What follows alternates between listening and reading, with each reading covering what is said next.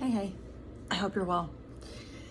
I just got done a pet sitting gig and I was supposed to go right to another one and their flight got all messed up. So that it got all rerouted. But I love this job. I love this job. And this is a tip to people hiring pet sitters.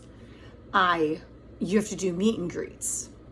So when I met this couple, that was probably like over a week ago, met the couple, met the animals, 2 cats and a dog. The one cat's name is Goose. I just love it. I love this cat. And the name is just fantastic. So they were the most welcoming people. And not everyone's like that.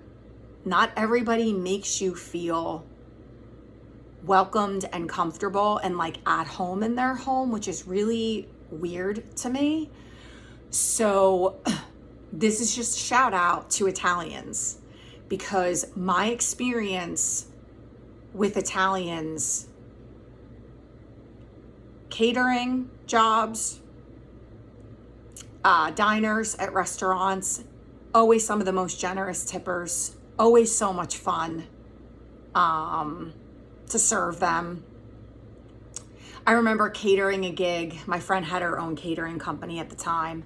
And I went in and I think I did this party by myself. I think it was like the first time I actually catered a full event on my own. And they were so gracious. Like, mangia, come on, eat, vino, like have some wine, like take a load off. And then I would cater at $1.5 million homes in Bayhead, at the Jersey Shore. And I'll never forget this. I was working for a very famous chef. So a lot was at stake. Like, I really had to shut my mouth, which is very hard. And we're at this, in this gorgeous home. And we're catering. And this is like one of my first catering gigs for this woman. She was on Top Chef. Like, she's famous. And the sons, they had a couple little kids. And the son, I think it was grapes, took like a handful of grapes. And he was eating them, but he took some and he stepped on them. So there was just these crushed grapes all over the floor. And the father looked at me and he pointed, he goes, "You gonna get that? You gonna do something about that?" And I was like, "Oh yeah, I am. And I'll fucking stab you right in the eye with this fork is what I'm gonna do." But that was my inside voice. Couldn't say that out loud. Arian would not have been happy with me. So,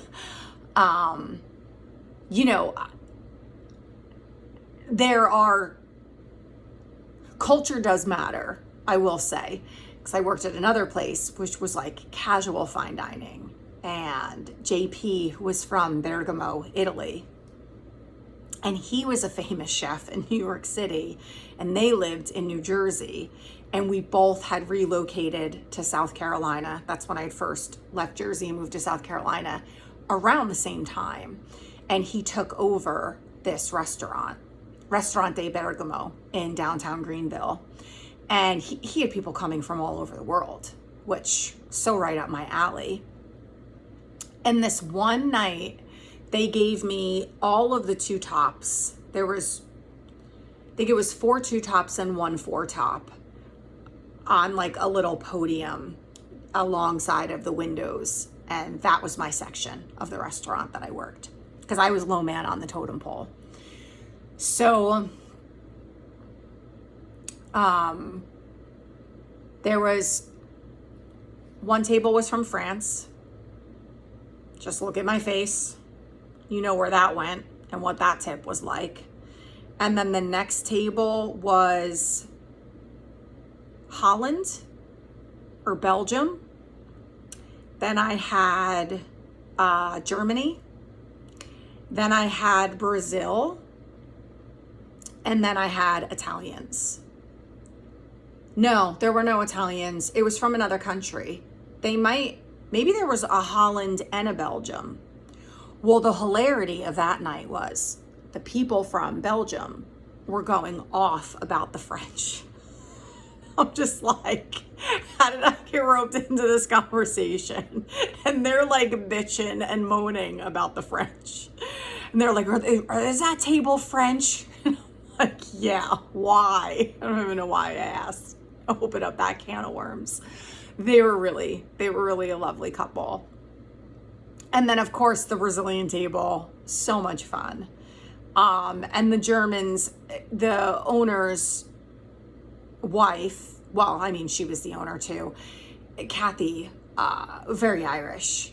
And oh my God, this couple would fight in the middle of dining hour. It was crazy. JP was a very heated Italian, but so loving, such a big heart. I mean, I would watch this man break down and cry when he would find out sad news about some of the clientele. Like, he just a lovely human being, really, but fiery, super fiery.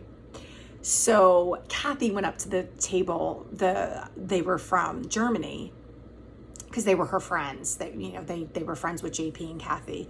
And she was like, oh, Carrie's last name is Holshoe. And, they were like, oh, this is the first time I ever heard my last name spoken out of the mouth of a German.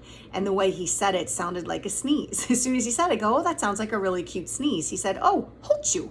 And I was like, is that how it's pronounced? Because we just say whole shoe, like hole in your shoe. And he said Holshoe. And I thought, well, that's cute. And the Z was more pronounced. And they called me Fräulein, and Kathy was getting really upset. And I was like, bro, as long as they tip me, I don't give a shit. Whatever. I had fun with them. But she was like, that's degrading. And I was like, well, I am kind of his servant for the next. Some people sat at this restaurant for 4 hours. It was very traditional Italian, so it could be coursed out, but not forced like other fine dining restaurants that I worked at that were like, you did go through the whole gamut of like 4 full courses or more. The diners basically had a choice in that, but they would do the traditional European.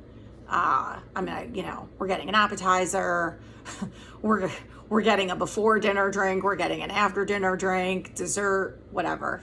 And that night, we had a bet going who was going to tip me the best, which I kind of knew was going to be the Brazilian table. And I was like, if Italians were here, they would be tipping me the best.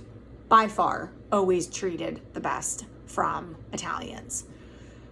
So the family home that I'm going in now, starting tomorrow, it was supposed to be today. He's Italian. And I walk into this home, and the wife is like, you have a choice. You can sleep in our master suite and use our master bathroom, or we can bring you upstairs and show you the guest bedroom and the guest bathroom, whatever you're comfortable with. So they walk me into this master suite, and she opens up the bathroom door, and I swear to God, 10 people could fit in her bathtub. And she looks at me and she's like, I really hope you decide to take a soak. I was like, what? Sign me up. Like, they're like, you can leave the dog for up to 4 hours. I was like, leave? Why would I leave? Their backyard's like something out of a magazine. She feeds the squirrels. She's like, I would really appreciate it if you would feed the squirrels for me. Like, do you think that's weird? Would you mind? I was like, weird? What?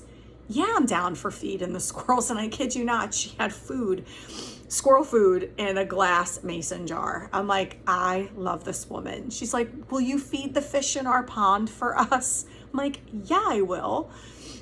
And then the husband was like, would you please feed my fish? There's like 2 different fish tanks.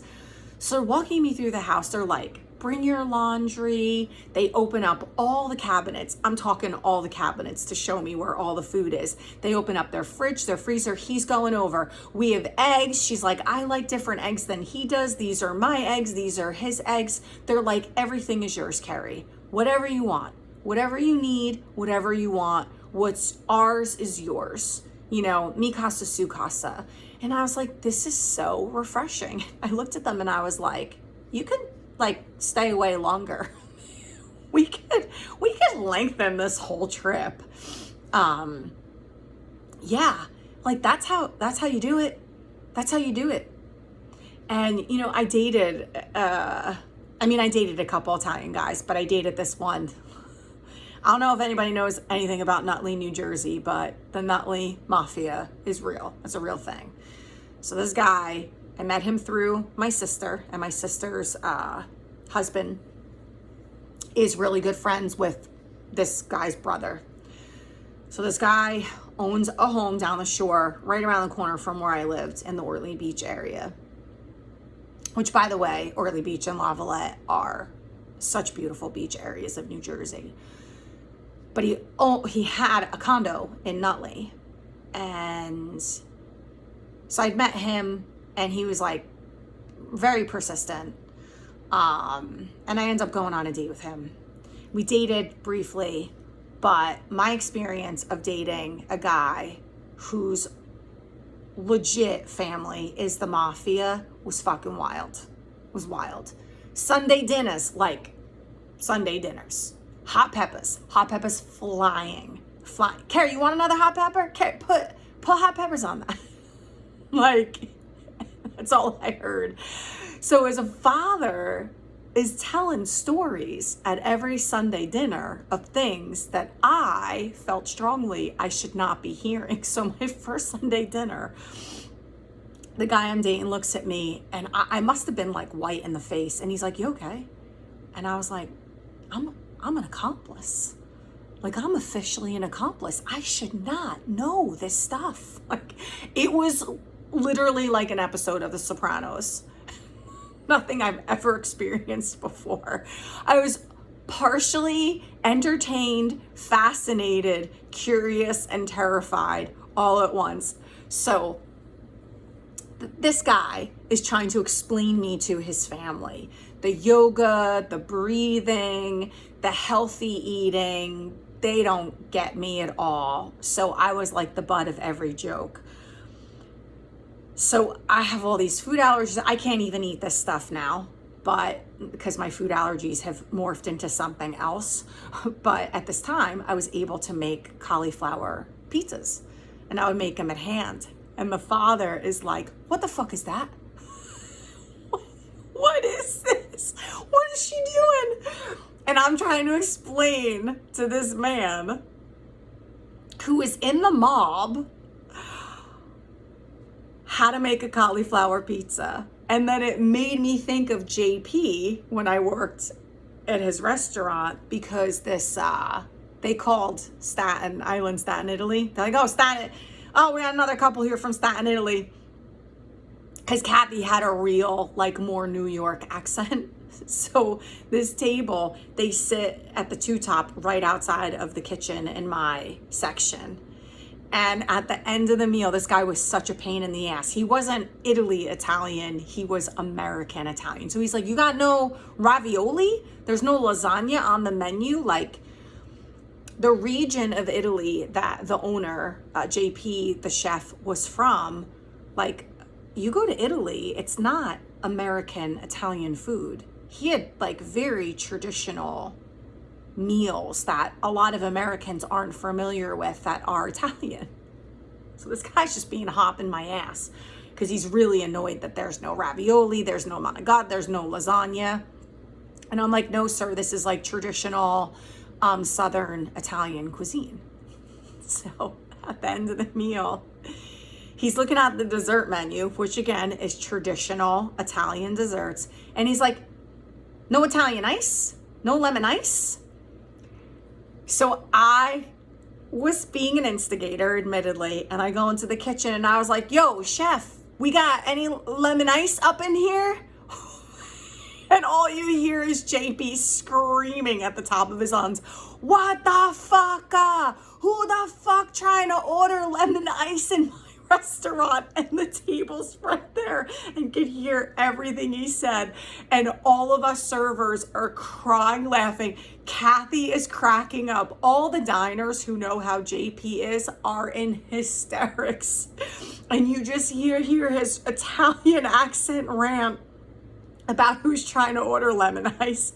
And Kathy comes up to me and she whispers, "Don't even worry about smoothing this over. And if they don't tip you," she's like, "I promise you, we'll put some extra money in your check."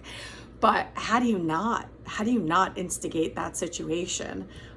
Wild. Italians, I love you. You are some of my favorite people. You are some of my favorite comedians. If you're hiring somebody to come into your home and take care of your home and get your mail and water your plants and feed the squirrels and take care of your animals, make them feel at home. Make them feel at home. I cannot wait to luxuriate in this woman's bath. I haven't had a bathtub in almost a year, and I can't wait for a good fucking soak. Have the best day possible. I love you to pieces.